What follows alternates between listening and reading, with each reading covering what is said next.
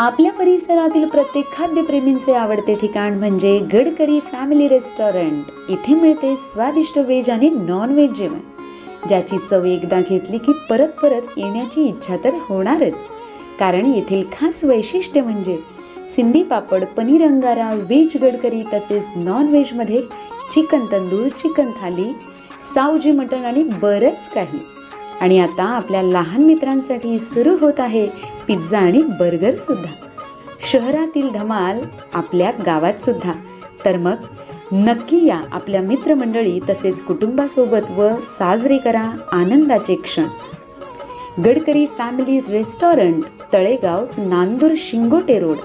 पंचक्रोशीच्या दृष्टीने अतिशय आनंदाचा असा दिवस म्हणावा लागेल, कारण राष्ट्रध्वजाचा लोकार्पण सोहळा म्हणजे आपल्या निवडणुकीमध्ये आज एक दिवाळी सारखा सण उत्सव साजरा करतो। त्या पद्धतीने अतिशय चांगल्या पद्धतीने तुम्ही वातावरण निर्माण केलंय आणि याचं श्रेय खरंच आपल्या सरपंच व त्यांच्या सर्व सहकारी टीमला दिलं पाहिजे।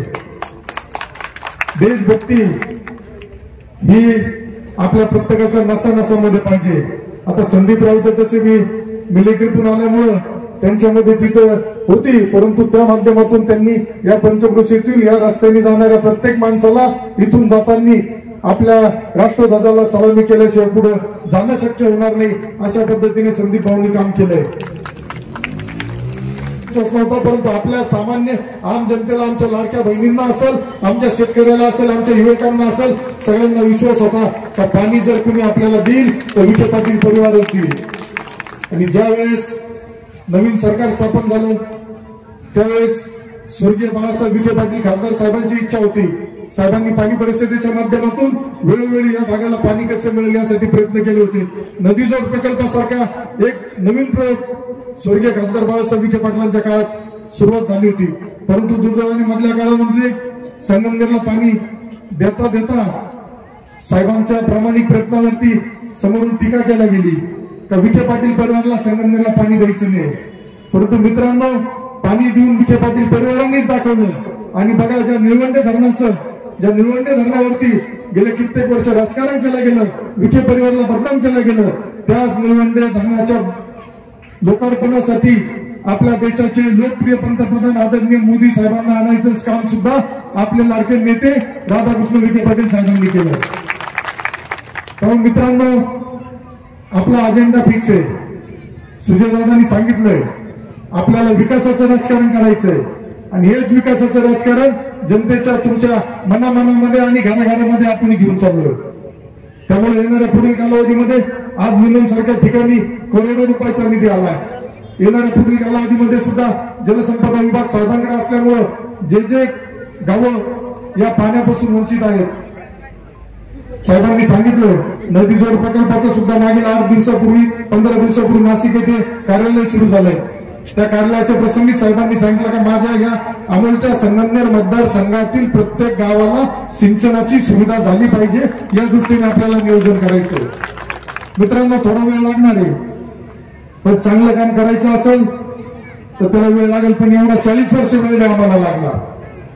8 महिन्यात जर आम्ही भोजापूर चारीचं पाणी तिघा वाट्यापर्यंत देऊ शकतो तर अजून पुढील काही वर्षामध्ये तुमच्या प्रत्येक भागामध्ये जो दुष्काळी भाग म्हणून निवडला गेला, ज्या गावकऱ्यांचा वेळोवेळी अपमान केला गेला, ज्या गावकऱ्यांना वेळोवेळी पाण्यापासून हे पाप कोणाचं होतं, जनता तर एक मोठ्या मनाने तुमच्या मागे उभी राहिली होती।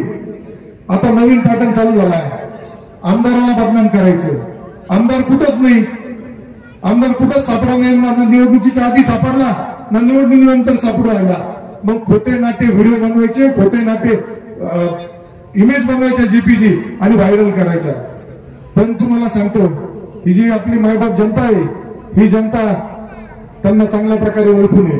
त्यामुळे येणाऱ्या कालावधीमध्ये आपल्याला आदरणीय आमदार राधाकृष्ण विखे पाटील साहेब, डॉक्टर सुजयदादा विखे पाटील यांच्या नेतृत्वाखाली, मार्गदर्शनाखाली जिल्हा परिषद असेल, पंचायत समिती असेल, शहरातील नगरपालिका असेल, नगरपालिका यासाठी म्हणतो कारण तुमच्या भागातील प्रत्येकाचं कुणी ना कुणी नातेवाईक आपल्या संगमनेर शहरामध्ये राहत आहे आणि शहरातील कोणा ना कोणाचे नातेवाईक आपल्या ग्रामीण भागात राहतात। तर मला खात्री आहे, विश्वास आहे का येणाऱ्या या पुढील निवडणुका आपण विकासावरती लढणार असून विकासाच्या माध्यमातून पुढे जाणार आहे।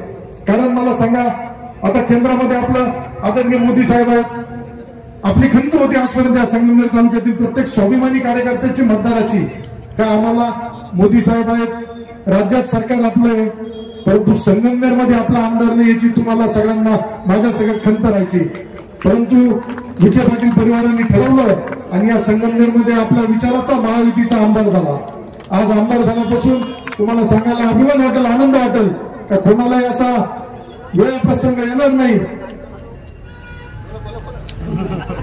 आता पाऊसही येतोय आणि माझी पण कोणालाही आपल्याला शर्मिंदा व्हावं लागेल असं काम माझ्याकडून यापुढेही होणार नाही आणि यापूर्वी सुद्धा झालं नाही. 7 महिने 8 महिन्याच्या कालावधीमध्ये माझा प्रामाणिक प्रयत्न होता. त्यामुळं ज्यांना 5-5 टर्म आमदारकी मिळाली ते कधी सभागृहात बोलताना कोणी पाहिलं नाही, पण मला पहिल्या टर्म मध्ये 6 महिन्यामध्ये मी कमीत कमी 15-20 वेळेस सभागृहामध्ये बोललो. कारण ही ताकद तुम्ही दिली, ही जबाबदारी तुम्ही मला दिली आणि या जबाबदारीतून मला जाणीव आहे. त्यामुळे मी आता जास्त बोलत नाही. आपल्या सगळ्यांना दादाचे विचार ऐकायचे असल्यामुळं आपण सगळ्यांचं प्रेम यापूर्वी माझ्यावर होतं, आज आहे, उदय राहणार. या पद्धतीने आपलं प्रेम, आशीर्वाद, मार्गदर्शन तुमच्या मुलाला, तुमच्या भावाला असंच राहून द्या एवढी विनंती करतो.